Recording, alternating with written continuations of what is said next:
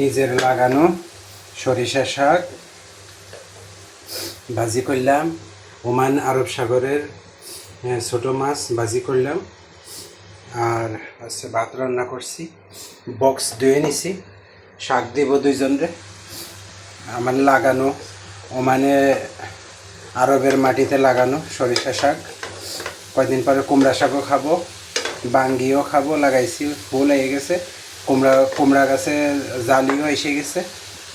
কয়দিন পরে ইনশাল্লাহ খাওয়া দাওয়া হবে।